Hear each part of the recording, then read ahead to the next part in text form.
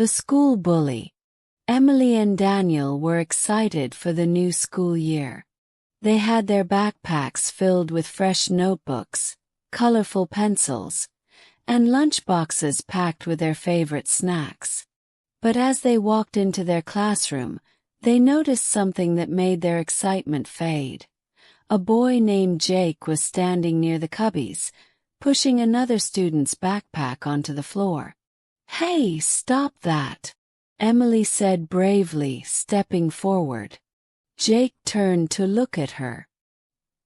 He was taller than most kids in their grade and always had a mean look on his face. "What are you gonna do about it?" he sneered. Daniel quickly helped the other student pick up their backpack. "We should tell the teacher," he whispered to Emily. But before they could, Jake laughed and walked away. The boy whose bag had been pushed, Oliver, looked down at his feet. "He always does that," Oliver mumbled. "He takes my lunch sometimes too." Emily and Daniel felt terrible.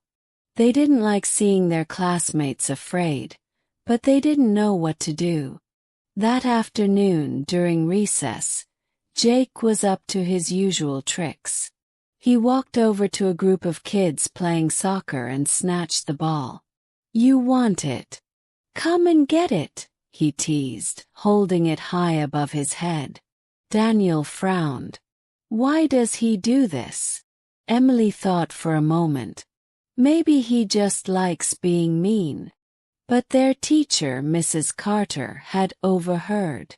She walked over and calmly said, "Sometimes people act mean because they have their own problems. It doesn't make it right, but it means there might be a reason." Emily and Daniel thought about what she said. That night at home, they told their parents about Jake. "Should we tell the principal?" Emily asked. Their mom nodded. "It's important to speak up when someone is hurting others. But maybe you can also try to understand him." The next day, Emily and Daniel noticed that Jake always sat alone at lunch.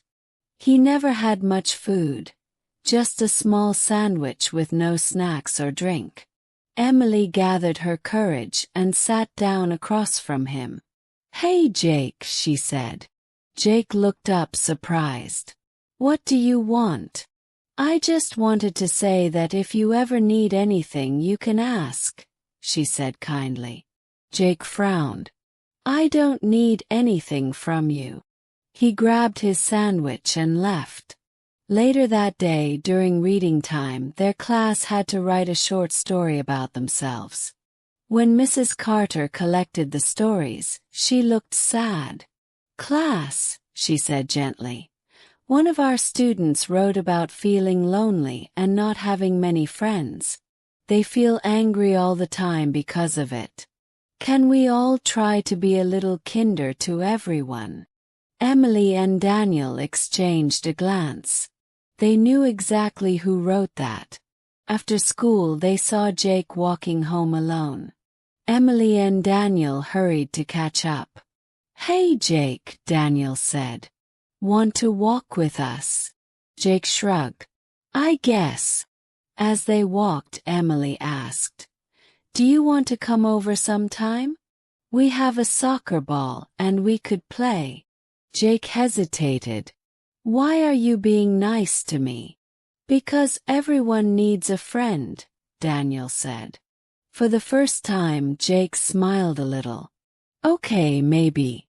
From that day on, things slowly changed. Jake still had moments where he acted tough, but he wasn't as mean. He even started passing the soccer ball instead of stealing it. And one day, when another kid dropped their books, Jake helped pick them up.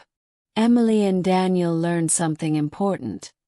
Sometimes bullies act out because they feel alone. While it's always okay to stand up to a bully, kindness can be a powerful way to make things better.